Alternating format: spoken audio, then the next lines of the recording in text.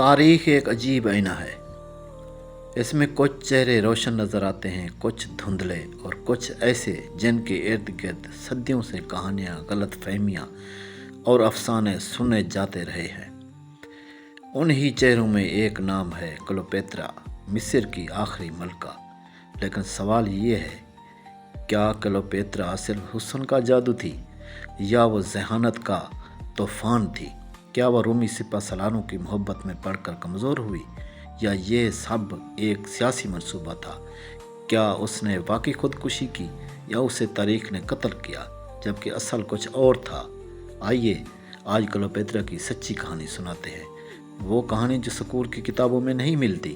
فلموں نے اسے مسخ کر دیا، مگر تاریخ کی تہوں میں اس کے اصل کردار کی خوشبو آج بھی موجود ہے۔ سال تھا 69 قبل مسیح۔ اس رات سکندریہ کے شاہی محل میں جشن تھا، لیکن پردوں کے پیچھے خوف بھی تھا۔ مصر کی سلطنت ٹوٹ پھوٹ کا شکار تھی، رومی سلطنت بڑھ رہی تھی، خزانہ خالی تھا۔ ایسے حالات میں ایک بچی پیدا ہوئی، کلیوپیٹرا ہفتم۔ یہ وہ زمانہ تھا جب نوجوان شہزادیاں سیاست نہیں سازشوں کا شکار بنتی تھی، لیکن کلیوپیٹرا عام نہیں تھی۔ بچپن ہی سے فلسفہ پڑھتی، ریاضی میں مہارت رکھتی، لوگ کی زبان اور لہجے کو فوراً سمجھ جاتی، 7 زبانیں بولتی تھی، یونانی، مصری، عربی، حبشی، لاطینی، ہر زبان میں قادر۔ اس نے صرف کتابیں نہیں پڑھی، وہ لوگوں، سلطنتوں اور طاقت کو پڑھتی تھی۔ کلیوپیٹرا کے والد نے اس کی ذہانت دیکھ کر کہا تھا، یہ لڑکی اپنی سلطنت خود بچائے گی۔ لیکن جیسے ہی کلیوپیٹرا 18 سال کی ہوئی، پرانی مصری روایت کے مطابق اسے اپنے 10 سال کے بھائی بطلیموس سے زہری شادی کے ساتھ تخت بانٹنا پڑا۔ لیکن اصل حکومت کون کرے گا؟ یہ جنگ شروع ہوئی، محل کی راہداریوں میں زہر کی خوشبو، داروغہ بدلتے وفادار اور بھائی کی والد کا خوفناک اثر۔ آخر ایک رات کلیوپیٹرا کو زبردستی سکندریہ سے باہر نکال دیا گیا، اس کا تاج چھین لیا گیا، اس کے کمرے سیل کر دیے گئے۔ وہ ریگستان کی رات میں اکیلی کھڑی تھی۔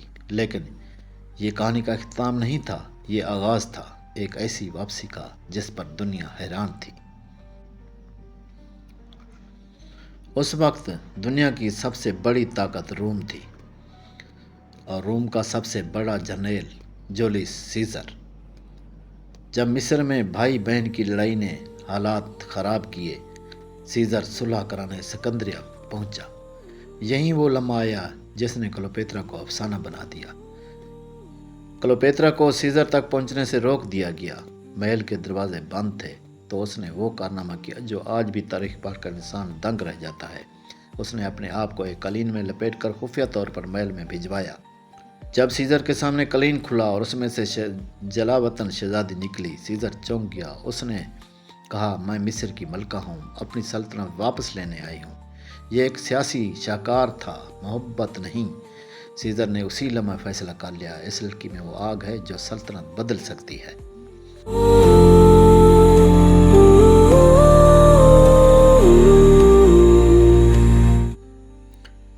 سیزر نے کلیوپیٹرا کا ساتھ دیا، جنگ ہوئی۔ کلیوپیٹرا کے بھائی بطلیموس کی فوج اور رومی فوج آمنے سامنے۔ نیل کے کنارے فیصلہ ہوا، بطلیموس بھاگتے ہوئے دریا میں ڈوب کر مر گیا۔ کلیوپیٹرا پھر تخت پر بیٹھی، لیکن اب وہ پہلے جیسی کمزور لڑکی نہیں تھی۔ اس نے اپنے پہلے ہی اعلان میں کہا، مصر اب رومیوں کے رحم و کرم پر نہیں رہے گا، ہم اپنی قسمت خود لکھیں گے۔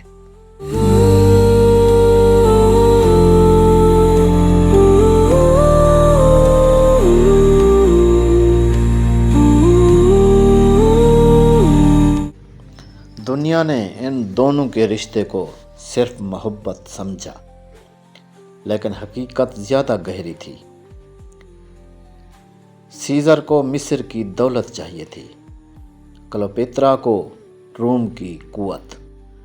دونوں نے ایک دوسرے کا استعمال کیا، اور تاریخ یہی کہتی ہے کہ یہ سیاسی اتحاد تھا، نہ کہ افسانوی عشق۔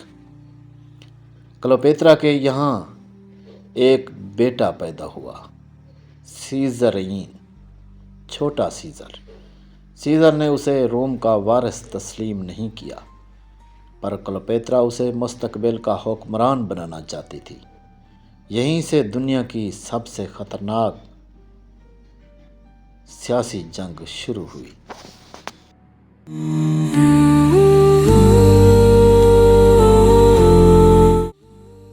سیزر کے بعد رومی سلطنت دو بڑوں میں بٹ گئی، ایک انتھونی،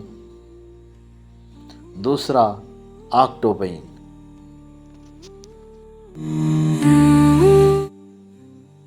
انتھونی طاقتور فوجی تھا اور کلوپیترا کو اس کی طاقت چاہیے تھی۔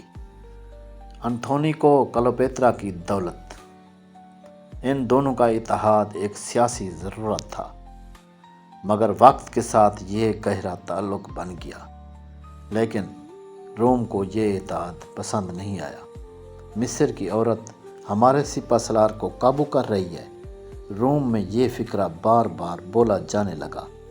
اصل میں بات یہ نہیں تھی، رومی سینیٹر مصر کی دولت پر قبضہ کرنا چاہتے تھے۔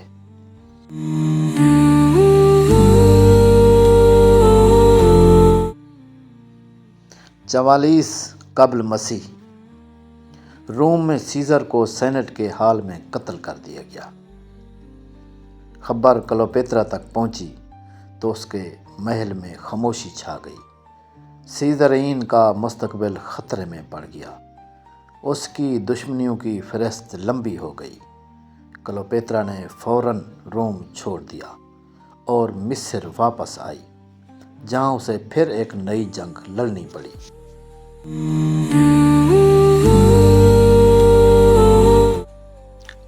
آکٹیوین اور انتھونی کے درمیان آخری جنگ ایکٹیم کے میدان میں ہوئی۔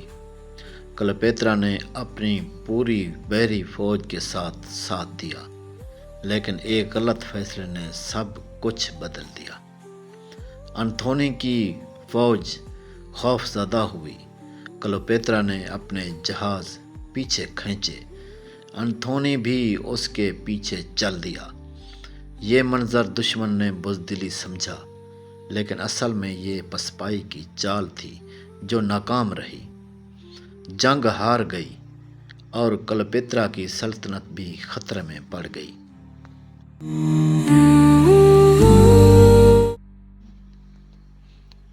آکٹیوین نے مصر پر قبضہ کر لیا۔ انتھونی نے شکست سن کر تلوار خود میں گھونپ دی۔ کلوپیترا کو قید کر دیا گیا۔